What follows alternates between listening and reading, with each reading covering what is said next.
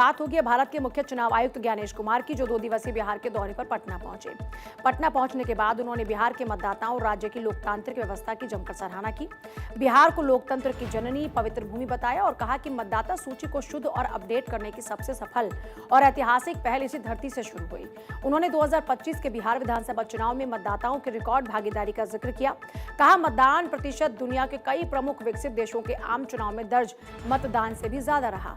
निर्वाचन साक्षरता पर आयोजित कार्यक्रम को संबोधित करते हुए ज्ञानेश कुमार ने कहा कि 2025 में बिहार विधानसभा चुनाव पूरी तरह शांतिपूर्ण, निष्पक्ष तरीके से संपन्न हुआ।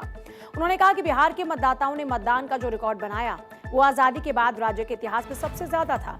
मुख्य चुनाव आयुक्त के मुताबिक बिहार का मतदान प्रतिशत America, England, France, Spain, Japan जैसे देशों के आम चुनाव में दर्ज मतदान प्रतिशत से भी आगे रहा। उन्होंने इस बिहार के मतदाताओं को लोकतांत्रिक जागरूकता, सक्रिय भागीदारी का उदाहरण बताया। एसआईआर मतदान सूचियों के डिजिटलीकरण का जिक्र किया और कहा कि देश में पारदर्शी और शुद्ध मतदाता सूची तैयार करने की प्रक्रिया की शुरुआत ही बिहार से हुई।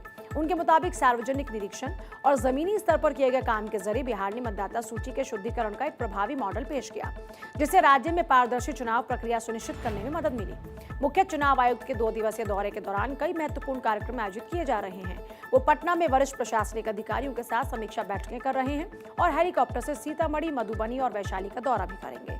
सोमवार को वो नालंदा विश्वविद्यालय के सुषमा स्वराज सभागार में करीब 500 बूथ लेवल अधिकारियों यानी बीएलओ से संवाद करेंगे और उनके अनुभव, चुनौतियों को समझेंगे। इसके बाद पटना के ज्ञान भवन में निर्वाचन साक्षरता क्लब 2.0 यानी ईएलसी 2.0 का शुभारंभ करेंगे। कार्यक्रम में 400 से ज्यादा शैक्षणिक संस्थानों के छात्र छात्राएं, कुलपति और प्राचार्य शामिल होंगे, जिन्हें चुनाव आयोग के नई डिजिटल इकोसिस्टम ECI नेट से परिचित कराया जाएगा।